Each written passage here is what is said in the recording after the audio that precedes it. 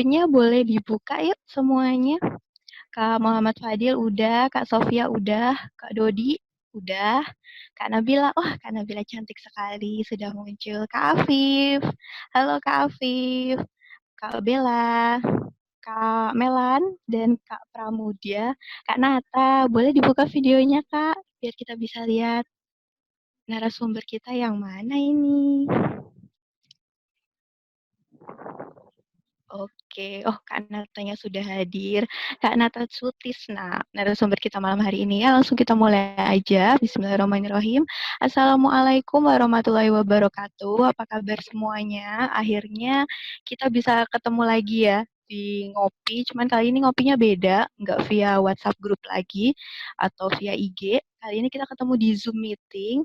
Dan malam hari ini kita akan bersama dengan Kak Nata Sutisna. Kak Nata Sutisna ini adalah awardee scholarship yang lagi kuliah di Tunisia. Dapat scholarship apa aja, terus kuliahnya di mana. Nanti kita bakalan tahu lebih lanjut dari Kak Natanya ya. Sebelumnya, saya harap teman-teman semua bisa buka videonya ya. Ini udah pada buka videonya dan audionya di mute aja. Terus nanti kalau ada yang pengen tanya, silakan di fitur chat. Silakan kalian chat sebutkan nama kalian dan nanti waktu masuk ke sesi tanya jawab akan saya sebutkan namanya baru audionya di unmute.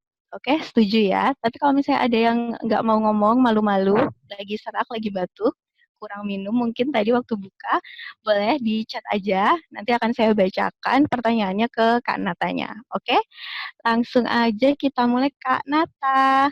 Tak kenal maka ta'aruf ya Kak Nata ya. Gimana kalau sebelumnya kita kenalan dulu sama Kak Nata? Kak Nata audionya di unmute dong. Iya. Halo. Halo Kak Nata, audionya di unmute. Oke, kaifa halu Kak Nata? Alhamdulillah, kulut tamam, khair, alhamdulillah. Kita kenalan dulu mungkin ya sama teman-teman Iya. semuanya. Oke, silakan Kak. Oke. Bentar. Sebelumnya perkenalkan nama saya Nata Sutisna. Sekarang saya mahasiswa di Zaitunah University Tunisia. Dan sekarang saya baru tahun 1 teman-teman. Jadi termasuk maba ya, mahasiswa baru di Tunisia. Dan sekarang saya baru 5 bulan di Tunisia. Saya alumni dari MAN 1 Tasikmalaya di Jawa Barat dan saya asli dari Purwakarta, Jawa Barat. Di sini teman-teman ada gak orang Jawa Barat? Saya asli Purwakarta, Jawa Barat dan alumni MAN 1 Tasikmalaya. Kemudian sekarang menempuh pendidikan S1 di Zaitunah dan insya Allah mau mengambil jurusan fikih Muqaran wal Qanun atau fikih perbandingan mazhab dan hukum-hukum dari mulai hukum PBB, kemudian hukum negara Tunisia itu sendiri. Mungkin itu cukup. Cukup bisa. Kalau ada yang mau tanya lebih lanjut nanti di belakang lagi ya Kak ya. Oke. Karena tuh gimana sih ceritanya awal mulanya kok bisa ke Tunisia terus dapetnya tuh scholarship apa gitu? Oke. Sebelumnya saya dulu memang sejak SMP itu sudah memiliki cita-cita untuk kuliah ke luar negeri. Jadi sejak SMP itu udah mulai mempersiapkan pengen banget kuliah ke luar negeri. Waktu itu cita-cita SMP ke Madinah di Universitas Islam Madinah.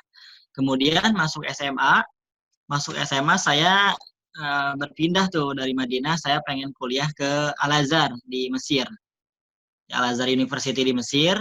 Kemudian mau lulus SMA, saya pun mencoba daftar ke Turki, tapi di situ persyaratan saya kurang karena dulu saya tinggal di pesantren, jadi waktu di pesantren tidak bisa ngurus persyaratan, akhirnya persyaratan saya kurang. Kemudian dari SMA saya langsung persiapan bahasa dan pindah pesantren yang mana di pesantren tersebut yaitu di Al-Kausar, Pondok Pesantren Al-Kausar Cianjur Jawa Barat. Di situ saya persiapan bahasa sekaligus apply pendaftaran ke Zaitunah karena pada saat itu kebetulan saya masuk dan Zaitunah University dibuka pendaftarannya. Nah di situ ketika saya pengen banget kuliah ke luar negeri, itu saya follow Instagram PPI per negara. PPI itu kan Persatuan Pelajar Indonesia yang ada di negara masing-masing. Saya follow semuanya termasuk PPI Tunisia yang kebetulan pada saat itu menginformasikan ada pembukaan pendaftaran. Nah, akhirnya saya daftar dan menunggu 2 bulan, dari bulan Juli, Agustus, di situ bulan Juli, Agustus, September, dan Oktober, 3 bulan itu baru diumumkan pengumumannya. Alhamdulillah saya dapat beasiswa dari pemerintah atau Kementerian Pendidikan di Tunis, itu se-Indonesia hanya 20 orang per tahunnya. Se-Indonesia hanya 20 orang, dan saya masuk pada saat itu. Untuk beasiswanya di sini hanya pendidikan saja, adapun biaya hidup dan biaya pemberangkatan itu dari pribadi. Oke. Berarti itu awalnya Kakak daftarnya di universitasnya dulu, baru daftar scholarship Nah, dari kementeriannya? untuk pendaftarannya jadi gini, teman-teman. Itu yang buka itu Kementerian Pendidikan Tunisia. Nah, Kementerian Pendidikan Tunisia membuka, kemudian menyampaikannya ke KBRI Tunis. Nah, Oke. KBRI Tunis, ya KBRI Indonesia yang ada di Tunis, menginformasikan ke PPI Tunisia, Persatuan Pelajar Indonesia di Tunisia, dan di situ sudah ada persyaratan tertentu. Nah, disampaikan oleh PPI Tunisia ke kita semua, ke teman-teman semua, ntar. Nah, kemudian di situ kan ada berkas-berkas yang dibutuhkan. Nah, kemudian saya apply berkas ke PPI Tunisia, kemudian PPI Tunisia yang mengurus semua berkas itu ke KBRI dan ke Kementerian Pendidikan Tunisia. Jadi kita tinggal apply berkas aja ke PPI Tunisia tanpa ada tes sama sekali. Yang penting kita kirim berkas aja ke PPI Tunisia. Nanti PPI Tunisia yang ngolah, yang ngurus ke KBRI Tunis dan ke Kementerian Pendidikan Tunis. Kita apply berkas aja. Oh gitu. Waktu itu apply berkasnya apa aja Kak untuk persyaratannya? Untuk apply berkas di sini sebentar. Oke.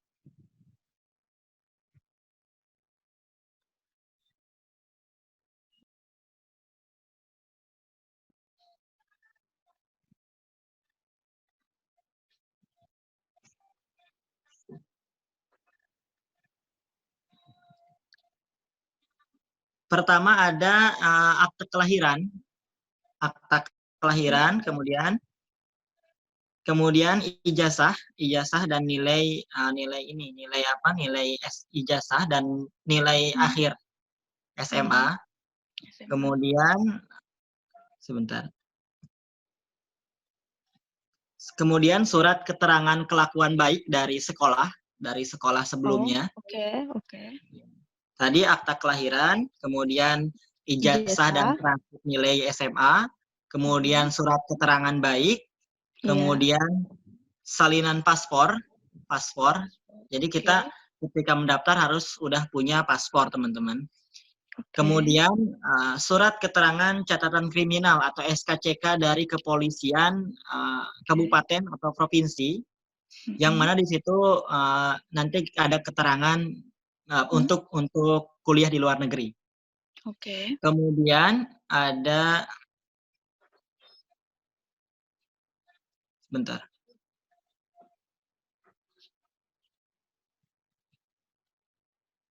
Kemudian ada surat keterangan kesehatan dari rumah sakit pemerintah kabupaten setempat. Jadi untuk Oke. surat sehat ini tidak boleh dari klinik, tidak boleh Hmm. dari puskesmas, Puskesmas. tapi harus dari Oke. uh, rumah sakit RSUD.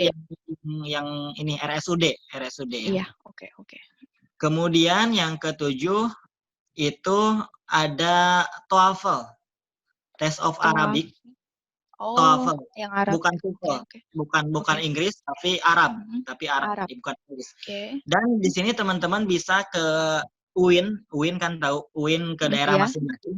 Itu Oke. teman-teman bisa tes TOEFL di UIN teman-teman yang terdekat dengan rumah teman-teman. Untuk Hmm. skornya berapa? Skornya untuk S1 minimal 450 dan Hmm. S2 500. Nah, di sini banyak yang nanya kan, kenapa butuh TOEFL? Iya. Kenapa kita butuh TOEFL? Kan di Timur Tengah yang lain aja gak butuh TOEFL. Karena Tunisia itu beda sendiri. Tunisia itu tidak ada persiapan bahasa. Kalau Oke. teman-teman ke Mesir, itu pasti ada darulugoh dulu selama 1 tahun sebelum kuliah. Iya. Sedangkan ke Tunisia tidak ada persiapan bahasa 1 tahun. Jadi teman-teman dari Indonesia datang ke Tunis langsung kuliah. Nah, di sini TOEFL itu untuk menjamin atau memastikan bahwa teman-teman udah bisa dasar bahasa Arab. Gitu. Jadi pemerintah Tunisia pengen memastikan teman-teman bahwa teman-teman itu udah punya dasar bahasa Arab. Makanya dibuktikan dengan TOEFL. Kemudian di sini misalnya ada peserta, Kak, saya orang Arab, udah paham bahasa Arab gitu.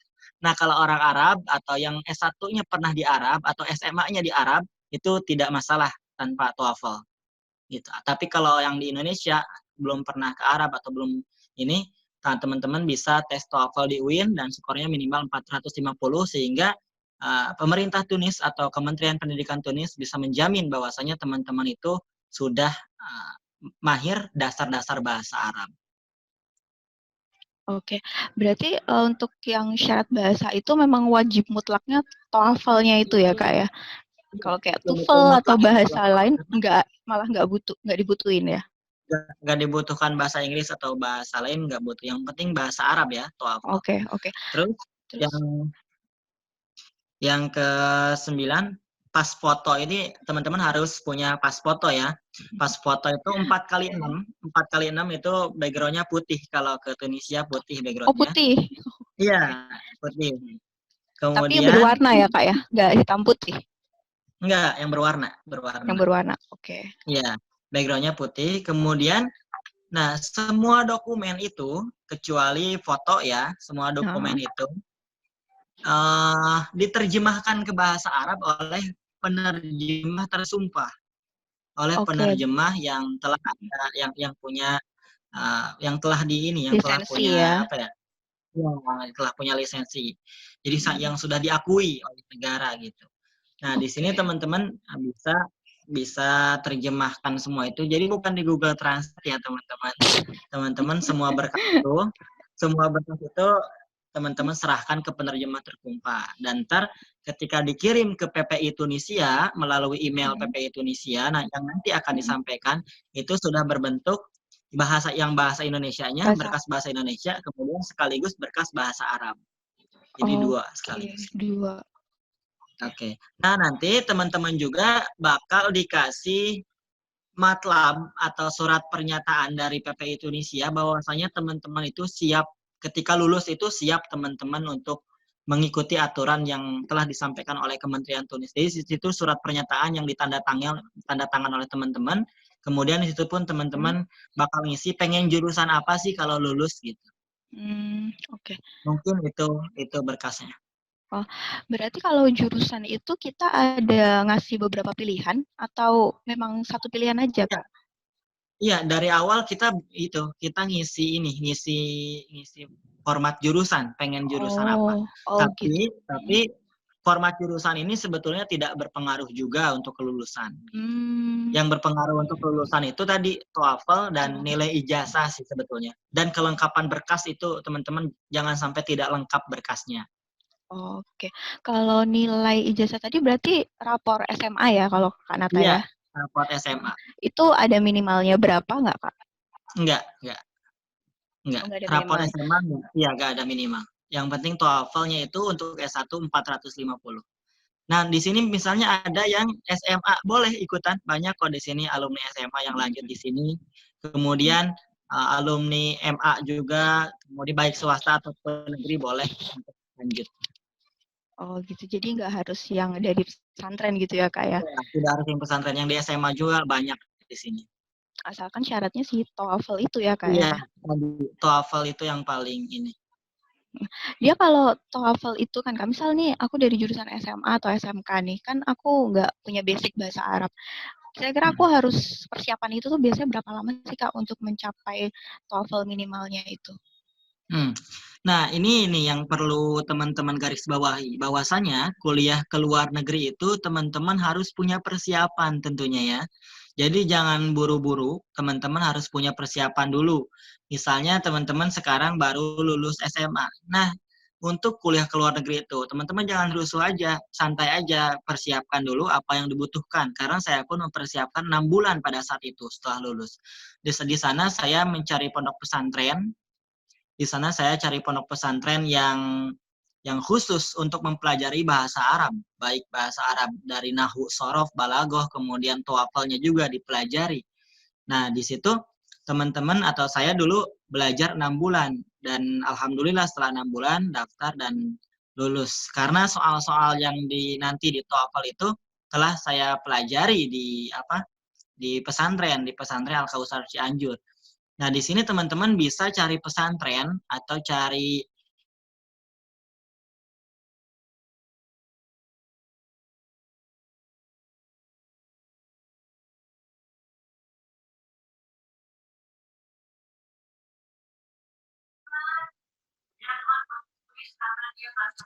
Oke. Itu kan tadi buat persiapan bahasanya ya, Kak, ya. Terus kalau untuk pemilihan jurusannya sendiri, dulu Kak Nata ada pertimbangan khusus nggak kenapa memilih jurusan yang Kak Nata ini sekarang? Oke, dari jurusan ya. Sebetulnya jurusan itu di sini kan fokusnya ke pendidikan agama Islam, dan saya pribadi sejak MT sudah pesantren yang mana sudah familiar dengan pendidikan Lu tahu agama. gue Kemudian nggak dari pakai. saya pun pesantren dan sudah sudah familiar dengan pendidikan agama. Maka ketika saya lanjut untuk ke Zaitunan, saya tidak bimbang lagi memilih jurusan karena yang saya fokuskan ya pendidikan agama, terutama ilmu syariah atau ilmu fikih, usul fikih yang mungkin akan bermanfaat banget buat kehidupan saya gitu. Karena di fikih itu bukan hanya tentang agama, tapi tentang sosial, tentang politik, tentang ekonomi, tentang keluarga, tentang hukum, itu semua dipelajari di ilmu fikih dari kacamata Islam, teman-teman. Nah, makanya ketika pemilihan jurusan, ngisi format jurusan, saya tidak bimbang lagi karena memang dari awal saya fokuskan untuk pendidikan agama. Gitu. Oke.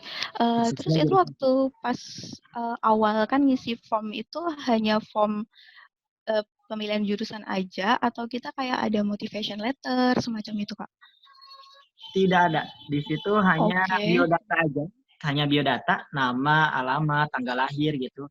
Kemudian jurusan apa yang nanti pengen dituju gitu. Oke. Dari nggak ada esai, nggak ada. Nggak ada esai ya, Kak ya? Oke, berarti memang penilaiannya itu dari TOEFL dan dari nilai tadi ya, Kak ya? TOEFL itu yang TOEFL yang utama. Tadi kan Kakak bilang di seluruh Indonesia per tahun 20 orang ya, Kak ya. Itu khusus S1 saja atau ada S1, S2? S1 20 dan S2, S3 itu disatukan 10. Jadi totalnya 30. Oh, S2 sama S3 lebih sedikit ya, Kak ya? Iya, lebih Kalau sedikit. untuk S2 dan S3-nya itu ada perbedaan persyaratan nggak, Kak?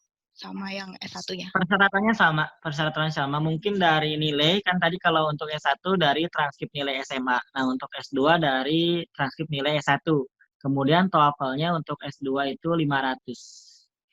Untuk S1 450 dan S2 500. Oh, untuk IPK nggak ada persyaratan minimal berapa gitu? Nggak ada persyaratan IPK-nya berapa gitu. Nggak ada. Oke, gitu. Kalau kan sekarang Kakak udah jalan 5 bulan mau ke 6 bulan ya, Kak ya, di Tunisia? Iya. Oke. Itu kehidupan di sana gimana sih, Kak?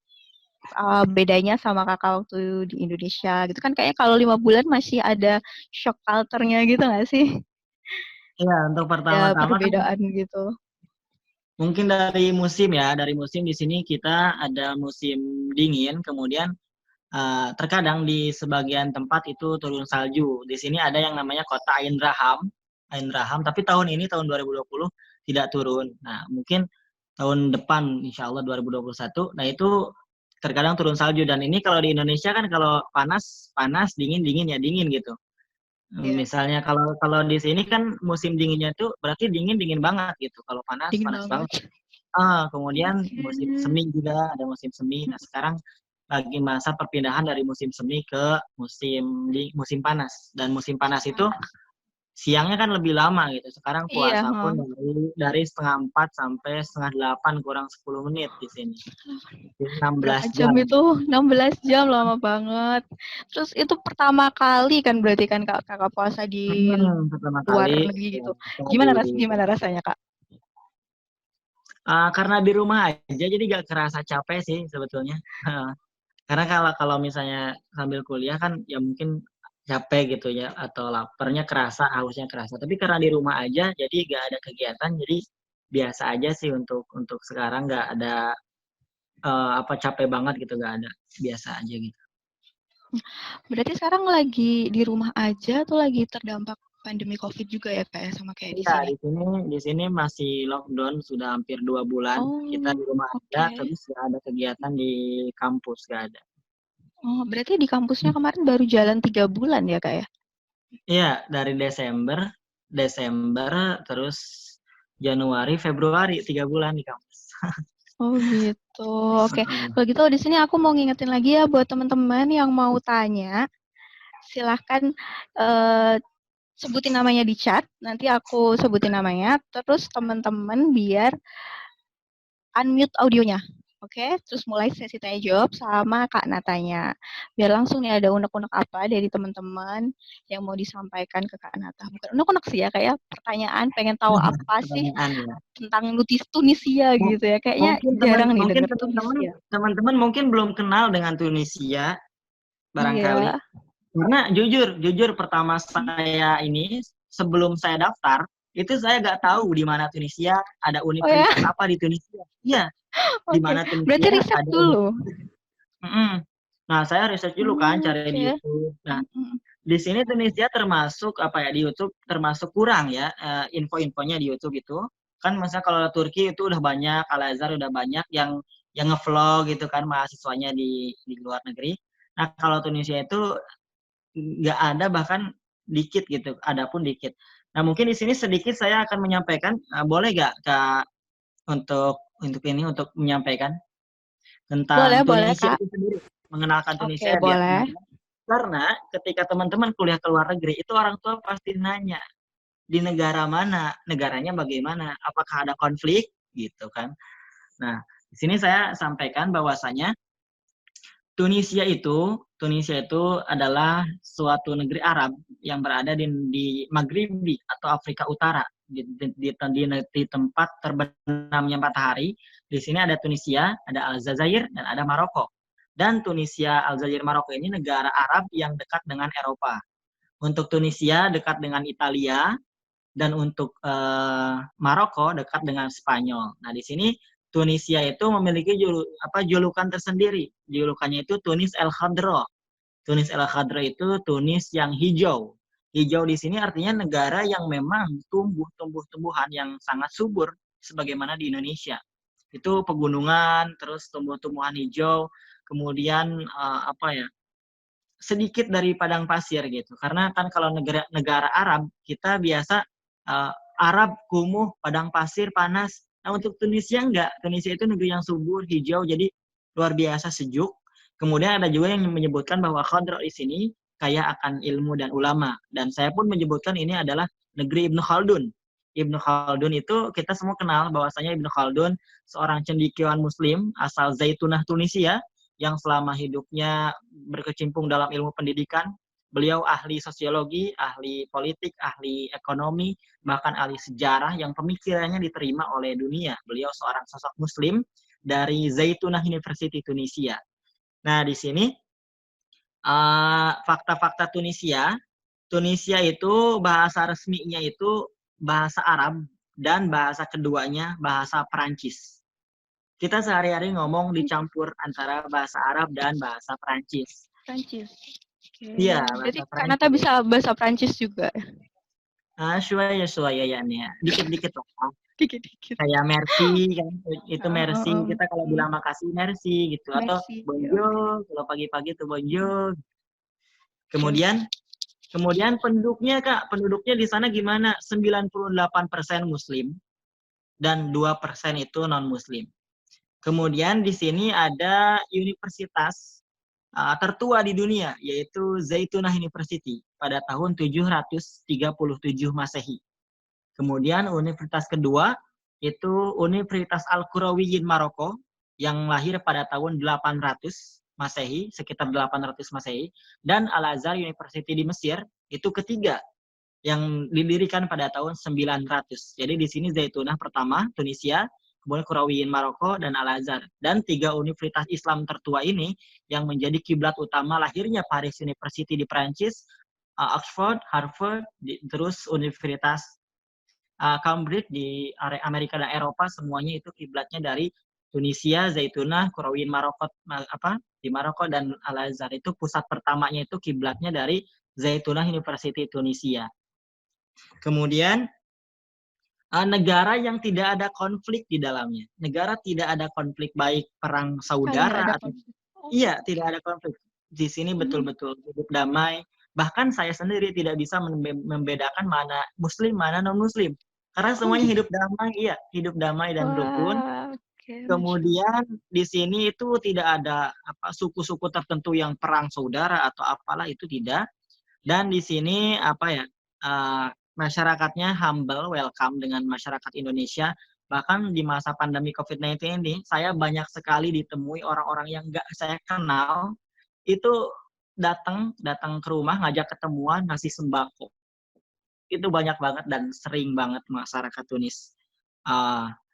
Kemudian untuk sejarah di sini banyak banget, Kak. Untuk sejarah, baik peradaban Islamnya atau peradaban Romawinya, banyak banget. Di sini ada Kolosium yang mirip dengan Kolosium Roma di Italia.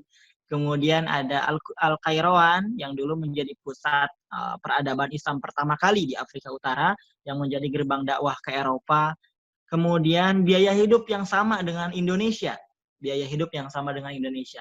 Itu saya dulu di pesantren, 1.500.000 itu sebulan udah cukup. Udah dengan pesantren, biaya SPP asrama, kemudian biaya hidup makan dan sebagainya, itu di pesantren dulu 1.500.000. Dan di sini pun ternyata sama, 1.500.000 satu bulan itu cukup untuk biaya hidup di Indonesia.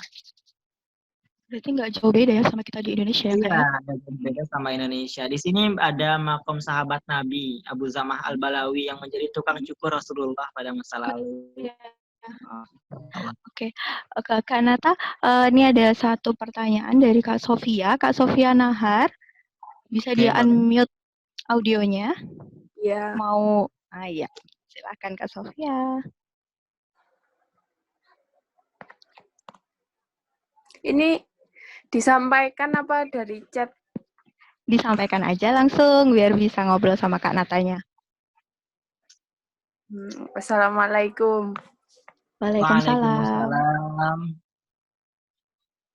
Kan Kak Nata waktu awal kan punya cita-cita buat ngelanjutin kuliah di Turki, kalau nggak di Mesir. Nah, itu apa persyaratannya beda apa sama? Itu sama, beda-beda. Tiap negara punya persyaratan masing-masing. Dan untuk ke Al-Azhar itu, saya dulu tidak ada tes pengiriman berkas, itu tidak ada. Jadi tesnya itu untuk tahun 2011 kemarin sama juga, TOEFL itu tes langsung komputer, kemudian tahap 2 wawancara. Tapi saya waktu itu belum dikehendaki untuk lulus mungkin di tes TOEFL yang ke Al-Azhar. Akhirnya kemudian saya pun berpaling atau berpindah haluan untuk mendaftar ke Zaitunah. Dan untuk ke Turki sendiri sama, kirim berkas.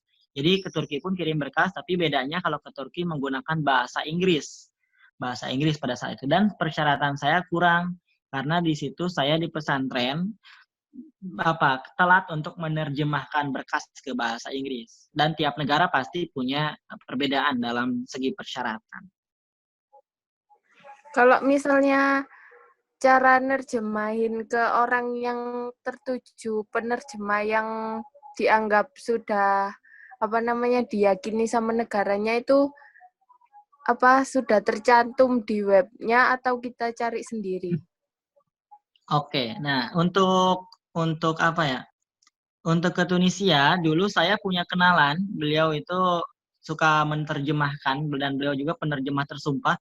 Mungkin nanti saya cari kontaknya dan saya sampaikan ke Kak Moderator ya. Nanti Kak Moderator bisa sampaikan ke teman-teman. Saya punya kontaknya untuk penerjemah tersumpah. Dan itu teman-teman tidak usah, kan tempatnya di Jakarta nih penerjemah tersumpahnya. Teman-teman tidak usah ke Jakarta. Teman-teman cuma kirim berkasnya via email, ntar dikirim balik terjemahannya via email juga. Simple sih, di rumah aja teman-teman bisa kirim berkas. Itu nanti ada kontaknya ya, saya share ya. Iya. Oke, Kak Sofia, nanti di-share sama Kak Natanya kontak penerjemah tersumpahnya ya. Kak Sofia ada keinginan mau kemana nih? Atau lanjut mungkin kuliahnya? atau mungkin teman-teman juga bisa searching di di Google itu penerjemah tersumpah, atau itu di Instagram atau di Facebook itu banyak banget penerjemah tersumpah. Yang penting itu terpercaya dan sudah punya lisensi tersendiri gitu ya, tidak abal-abal gitu. Oke, penerjemah tersumpah bahasa Arab gitu ya, Kak ya. Kita bisa Ya, bahasa googling ya, Arab. Kak ya. Iya, bahasa Arab. Oke, Kak Sofia gimana? Masih ada yang Ya, ingin ditanyakan? Masih ada yang ingin ditanyakan lagi? cukup.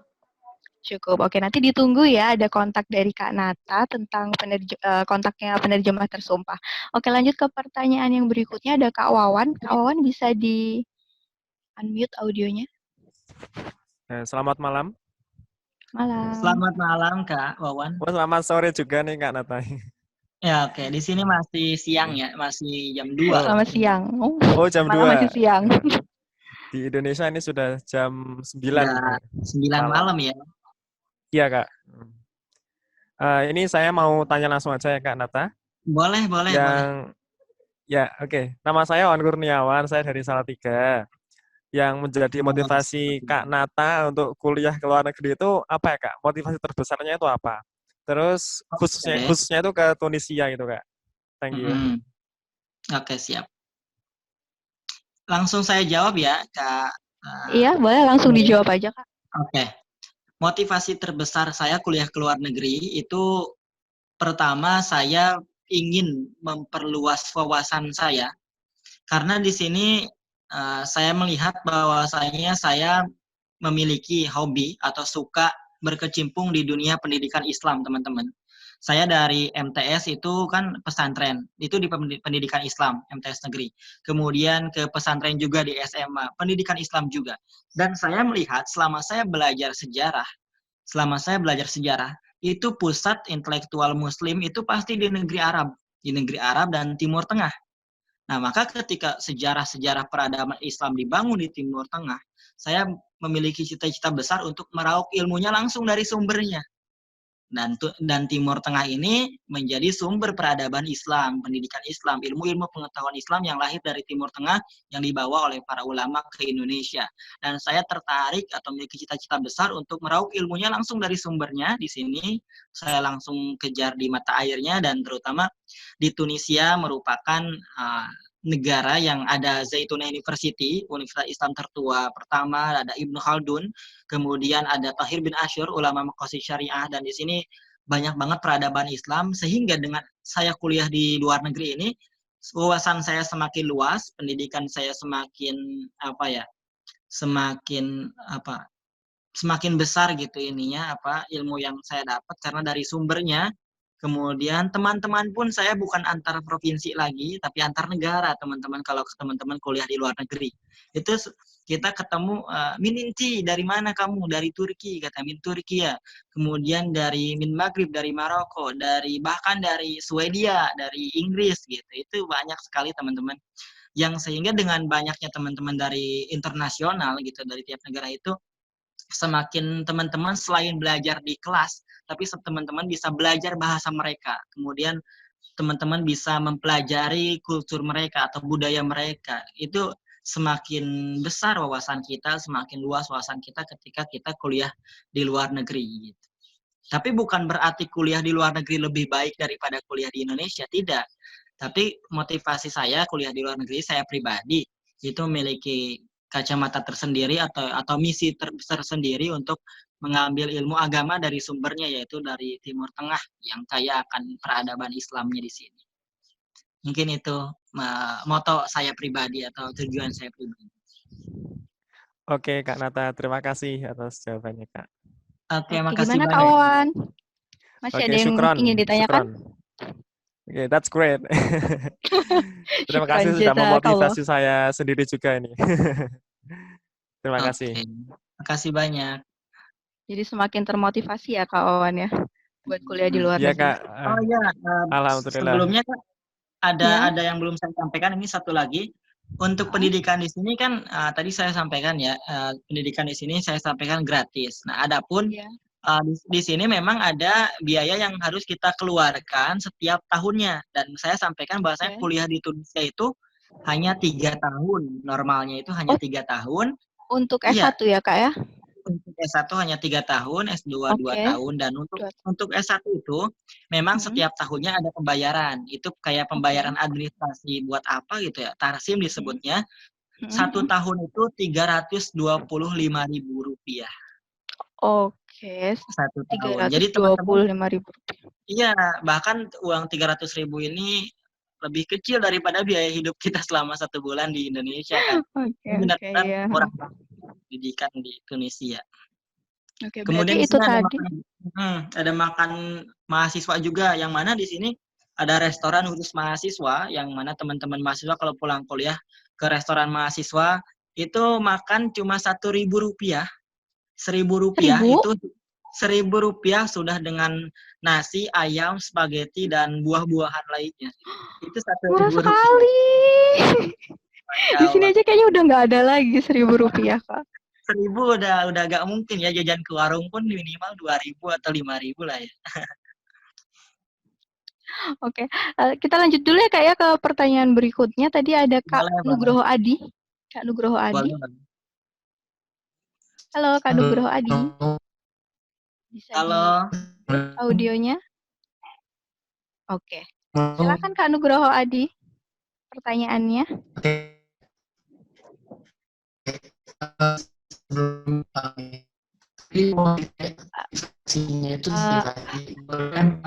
Halo Kak.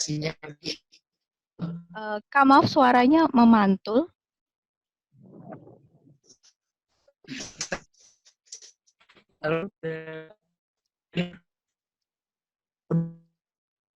Ya, halo Kak Nugroho Adi. Maaf, audionya kurang jelas Kak sampai ke sini. Suaranya putus-putus. Atau bisa diketik di chat pertanyaannya. Iya, Oke. Ya, supaya lebih jelas.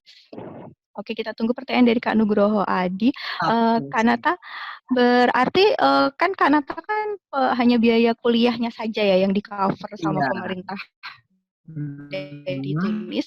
Untuk biaya kehidupan sehari-hari, apakah Kak Nata cari siswa lagi? Teman lulus di Tunisia, yang mana hanya biaya pendidikan aja, berarti biaya hidup itu teman-teman pribadi, bahkan biaya tiket pun teman-teman pribadi. Saya sarankan teman-teman untuk cari beasiswa di Indonesia, mengajukan proposal ke lembaga-lembaga pemerintahan atau ke lembaga perusahaan besar, yang mana ketika itu teman-teman bisa mengajukan proposal setelah lulus, setelah dinyatakan lulus ya.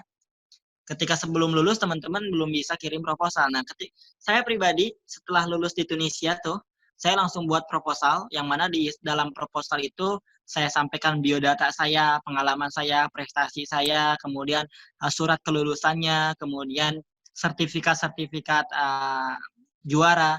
Kemudian saya sampaikan atau saya ajukan ke Baznas, kemudian ke Kemenag, kemudian ke Kementerian Pendidikan di daerah, kemudian Kementerian Pendidikan di provinsi.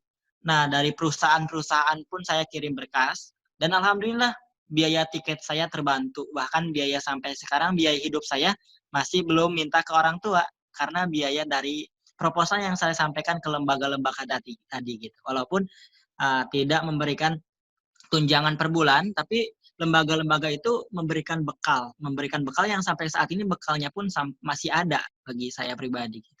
Itu saya sarankan teman-teman buat proposal ya ketika udah lulus diterima di Tunis.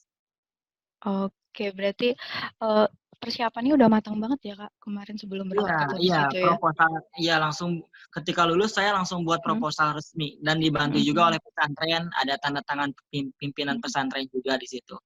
Itu betul-betul saya selama 2 minggu sebelum berangkat itu full benar-benar kemana-mana, gak di rumah, saya cari-cari beasiswa, mengajukan kemana-mana. Itu benar-benar perjuangan sih dari awal. Perjuangan yang berbuah manis ya Kak ya? Alhamdulillah. Dimudahkan insya Allah. Saya sampaikan bahwasanya ketika teman-teman dikasih kemampuan oleh Allah untuk lulus, maka teman-teman harus yakin, Allah pun percaya bahwa teman-teman mampu dan Allah pasti mempermudah jalan atau kemudahan teman-teman untuk bisa melanjutkan pendidikannya. Allah mewajibkan belajar, tidak mungkin Allah menyulitkan teman-teman untuk melakukan proses menuju pembelajaran itu. Pasti selalu Allah kasih jalan dan prosesnya dimudahkan. Iya, Masya Allah, Insya Allah ya, amin. Kak, lanjut lagi ke penanya berikutnya, ada Kak Afif. Kak Afif, silahkan di-unmute audionya. Ya, bismillahirrahmanirrahim. Assalamualaikum warahmatullahi wabarakatuh. Waalaikumsalam warahmatullahi wabarakatuh. Silakan, Saya ingin Afif. bertanya, Kak, apa rencana Kakak buat Indonesia setelah pulang dari Tunisia? Ada rencana buat Indonesia nggak? Terima kasih. Boleh langsung dijawab, Kak? Kak Aini, boleh langsung Iya, saya boleh. jawab? Silakan, Kak. Oke. Langsung dijawab aja. Pertanyaannya bagus ya, visioner Bagus ya. banget pertanyaannya. Ini menuntut saya untuk menyampaikan cita-cita saya ya. Nah, teman-teman, saya termotivasi dengan negara-negara di Timur Tengah atau Eropa, yang mana contohnya aja negara Tunisia. Saya sampaikan bahwa negara Tunisia itu negara yang Indonesia itu lebih kaya dari Tunisia. Tunisia itu negara kecil, negara yang masih bayi gitu. Daripada Indonesia itu lebih dulu merdekanya. Sedangkan Tunisia itu negara kecil yang berkembangnya itu kalau bayi masih merangkak ya, belum bisa berjalan. Tapi bagaimana perhatian pemerintah yang begitu besar kepada pendidikan sehingga menggratiskan kuliahnya, bahkan bukan hanya untuk negaranya sendiri tapi untuk mahasiswa asing mereka memberikan fasilitas pendidikan dan mereka sungguh memiliki kacamata besar untuk pendidikan, bahwasanya pendidikan ini harus kita utamakan. Nah, maka dari sini saya memiliki cita-cita untuk Indonesia. Ketika saya pulang ke Indonesia, saya pengen memiliki sekolah dari mulai SD sampai universitas bahkan, kemudian pondok pesantren yang di dalamnya saya padukan ilmu dari Timur Tengah dan ilmu dari Amerika dan Eropa, kemudian dengan metode yang tidak menghilangkan metode klasik tradisional Indonesia. Di situ saya pengen padukan sehingga semua orang-orang Indonesia atau warga-warga di kampung atau di desa bisa lebih keren dengan pengetahuan dan wawasannya yang semakin luas, karena di dalamnya saya padukan antara ilmu dari Timur Tengah dan ilmu dari Eropa dan Amerika dengan biaya yang gratis, dan ini benar-benar tujuan saya ketika saya pulang ke Indonesia gitu. Mungkin itu cita-cita saya ketika ingin ke Indonesia. Saya ingin membuat teman-teman di kampung, di desa semakin keren, terutama dalam bidang pendidikan.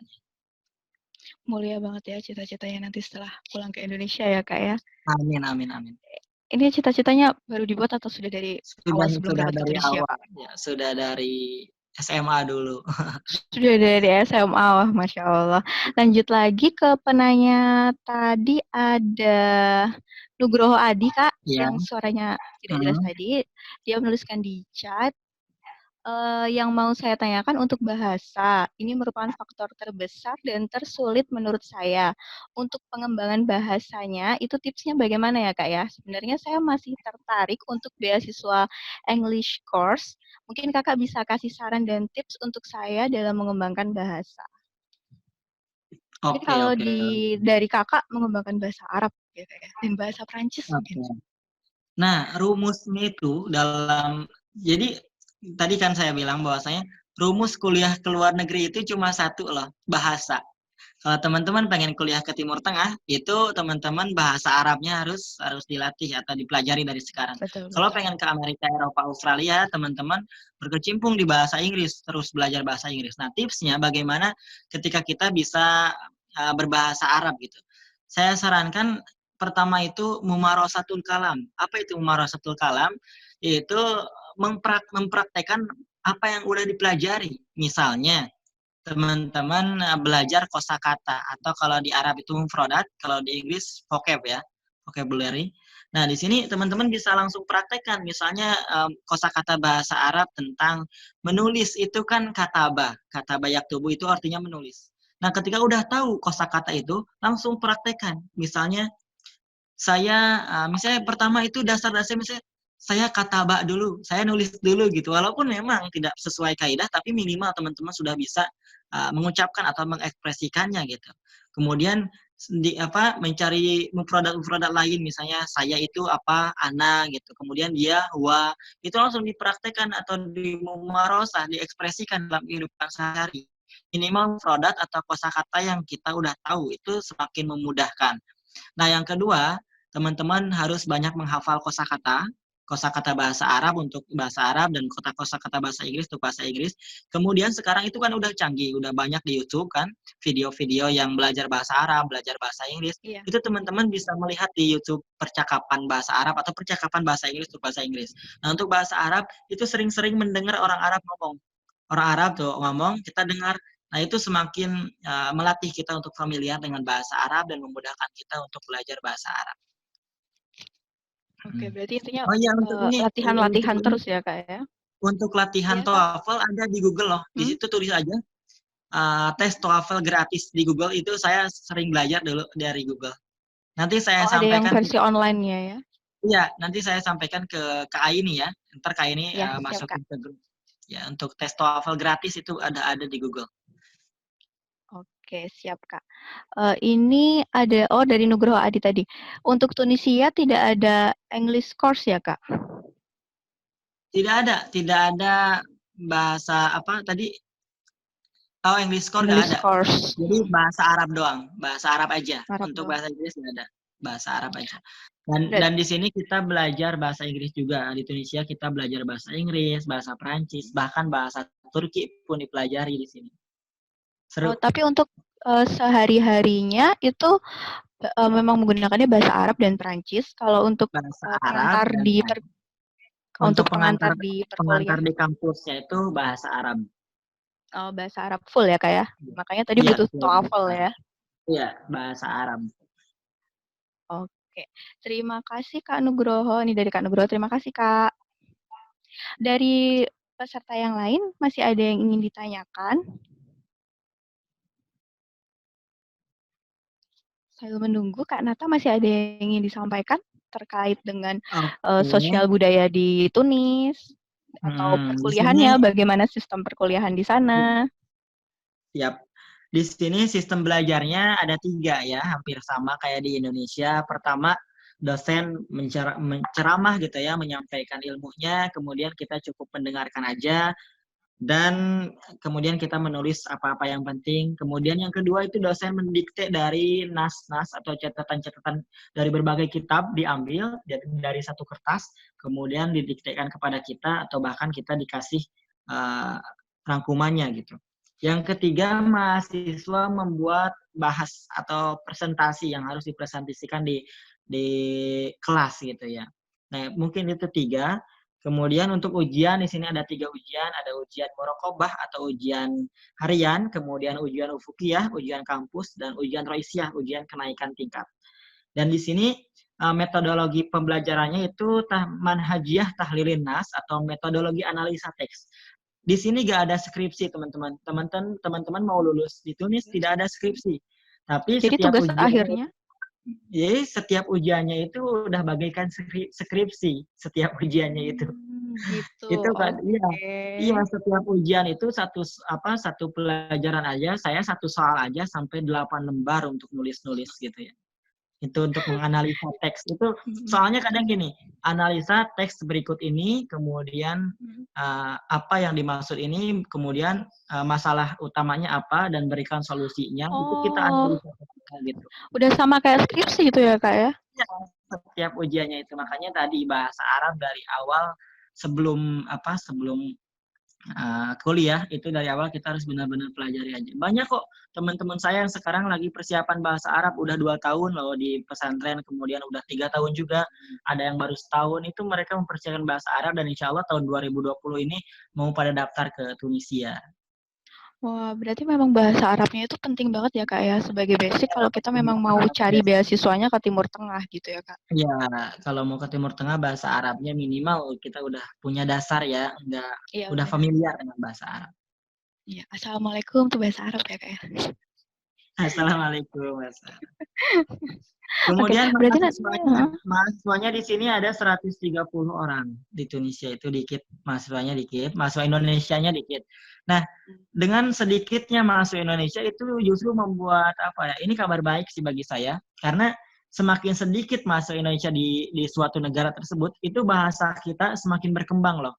Kalau misalnya orang Indonesia banyak, itu bahasa kita terkadang nggak berkembang karena ketemu bahasa Indonesia lagi, ketemu di jalan ngobrolnya sesama ya. lagi Benar-benar. bahasa Arabnya nggak berkembang gitu.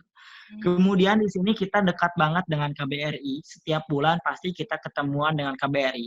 Itu kita pengajian, berikut makan-makan. Kadang di luar kota loh, kita diajak jalan-jalan keluar kota bersama Duta Besar Republik Indonesia yang ada di Tunisia. Itu setiap bulan pasti kita diajak jalan-jalan oleh KBRI. Dekat banget dengan KBRI. Kadang dikasih sembako gitu sama KBRI tiap bulan.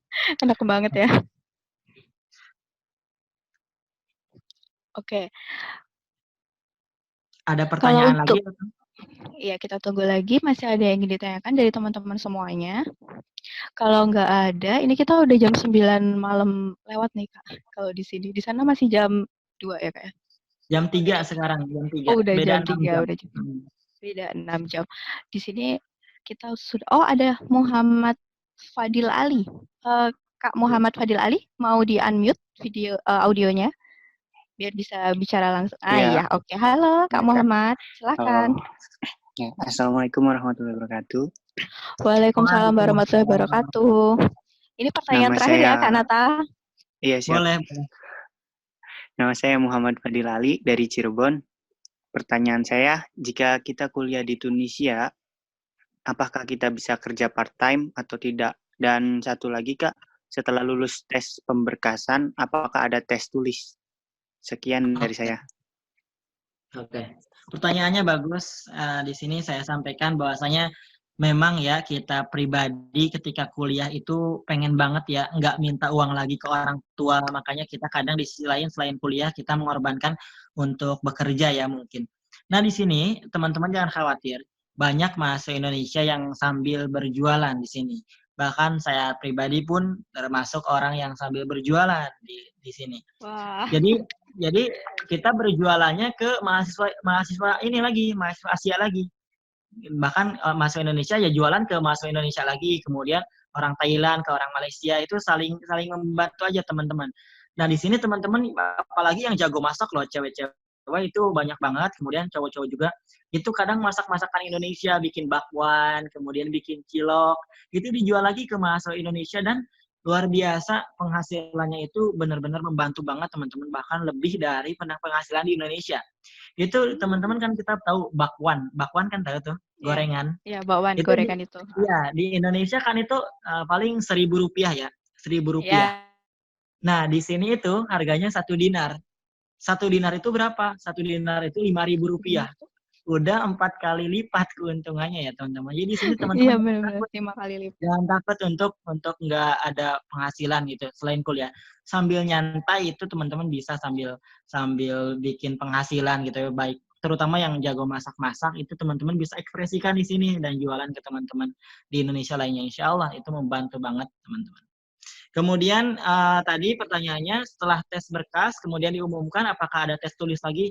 Tidak. Ketika teman-teman apply berkas kemudian disampaikan yang lulus, udah teman-teman tinggal langsung berangkat ke Tunisia. Nah kemudian ada 3 jalur sebetulnya ke Tunisia. Pertama jalur utama yang tadi ke PPI Tunisia.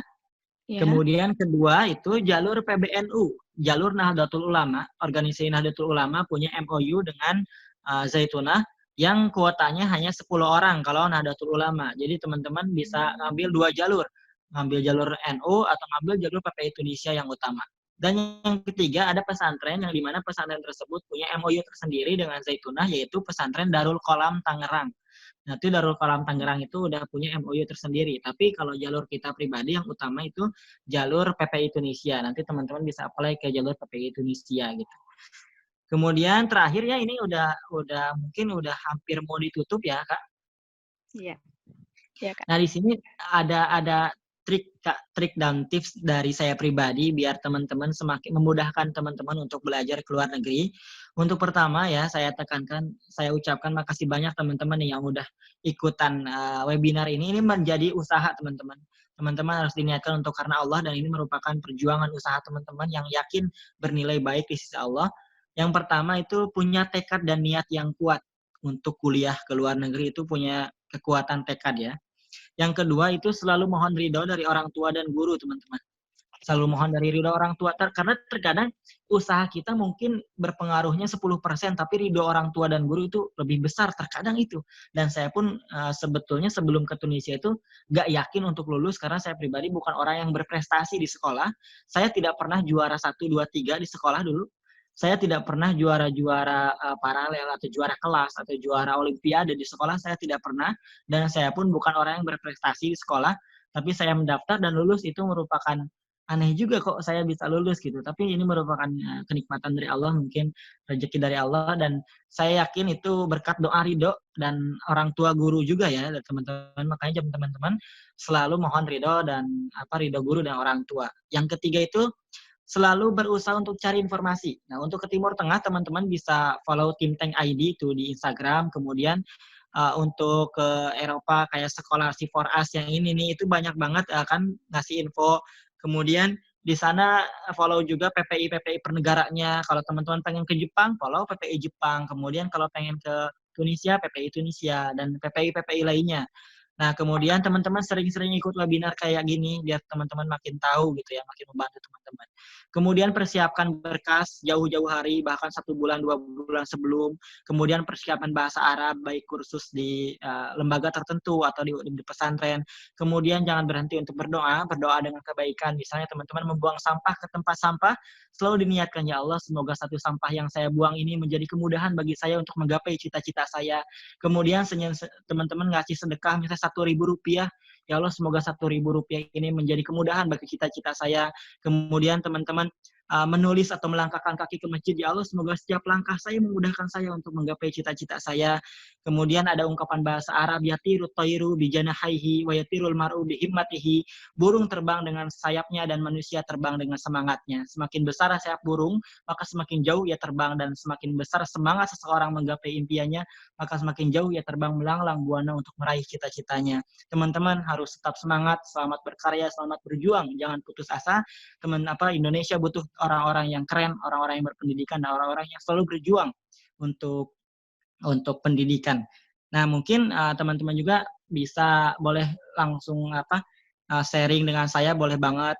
Saya Instagram ada Nata Admanas SST itu di Instagram. Kemudian saya juga punya channel YouTube Nata Sutisna, teman-teman bisa cari di YouTube. Itu saya sering nyampein tentang tentang Tunisia, sejarah di Tunisia. Yang mudah-mudahan semakin kenal teman-teman dengan Tunisia. Dan mungkin apalagi ya itu tadi, teman-teman jangan lupa untuk terus berjuang dan selalu sabar ya, sabar, karena tidak ada yang menyampaikan teman-teman ke luar negeri kecuali hanyalah kekuasaan Allah gitu ya.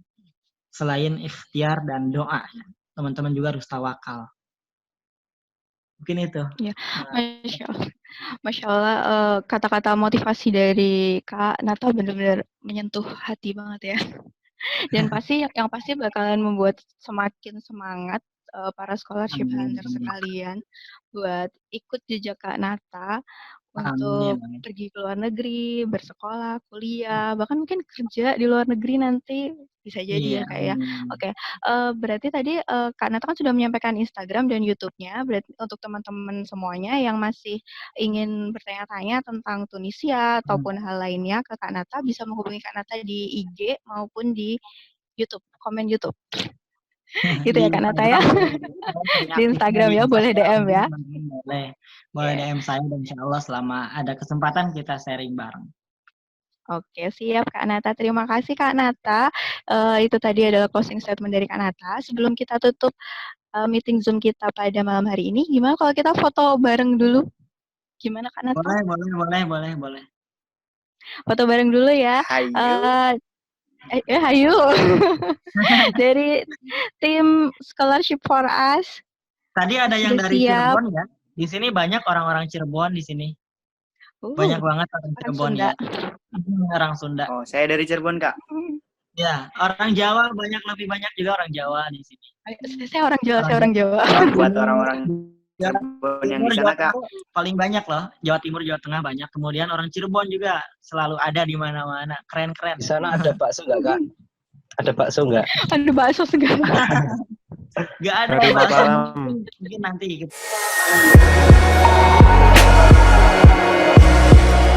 Bakso nggak jadi. Iya, nanti kita KBRI ini sering buatin masakan-masakan Indo. Oke, siap, Belajar Kak. bikin bakso sendiri berarti sebelum berangkat ke Tunisia ya kan Nata ya. Jualan Oke. bakso di sana berarti. Bisa di sana. Selaris kalau jualan tadi itu. Oke. Keadaan ini fotonya Oke, semuanya bisa ready? dimulai. Oke. Videonya ready. dibuka dulu, semuanya masih belum kebuka ini. Yuk videonya semua dibuka biar kelihatan wajahnya. Oh udah. Kak Sofia, Kak Afif. Saya lagi Kak di luar Muhammad ini ya. Oh ya, oke. Maaf. Kak Afif. Biro Ivan, Oke, Serunda. Jaga malam. Kak Vivin, Wawan langganan. Kak Pramudia, Bela. shift malam ya Kak Wawan Ya, ya. shift malam ini. Jaga Indonesia. Masya Allah. Jaga hati kamu. Udah siap semua? Oke, semuanya udah siap. Hitungan Siap. mundur ya. Kak. Oke, hitungan mundur. Boleh. 3, Dari berapa Kak? 2, 1.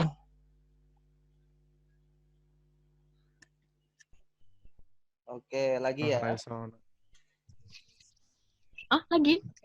Lagi-lagi nggak kerasa, Mas. Oke, dari 3 ya. 1, Ya, 3, cekrek gitu, Mas. 2, Tiga. 1. Cekrek. Oke. Makasih Mas Dan. Makasih ya buat teman-teman semua. Terima kasih juga buat Kak Nata yang udah ngeluangin waktunya untuk sharing bareng kita di sini. Ya, terima kasih juga untuk Scholar for Us ini benar-benar menjadi wadah buat kita semua sehingga kita semua bisa memudahkan untuk mencari informasi yang aktual dan terutama terpercaya ya. Aktual, tajam, dan terpercaya ya Kak Nata ya. Ya, tajam silet ya.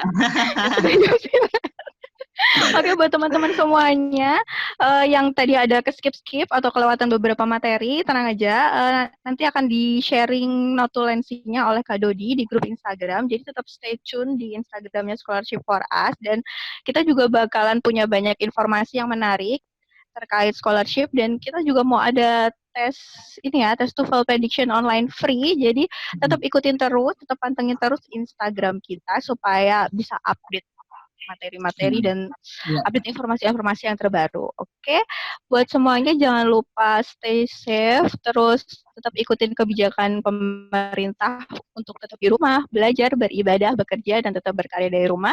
Kalian di rumah aja biar kita yang kasih informasi buat kalian. Scholarship for Us, beasiswa untuk kita, dari kita untuk Indonesia. Makasih semuanya. Wassalamualaikum warahmatullahi wabarakatuh. Terima kasih banyak. Assalamualaikum. Waalaikumsalam warahmatullahi wabarakatuh. Thank you, Bye-bye, Kak Dodi, everyone. Kak Nabila, See you next time. Kak Bella, Bye. Kak Melan, Kak Yuk, Afi, Kak Nabila. Kak Itu bakso. Muhammad. Bye.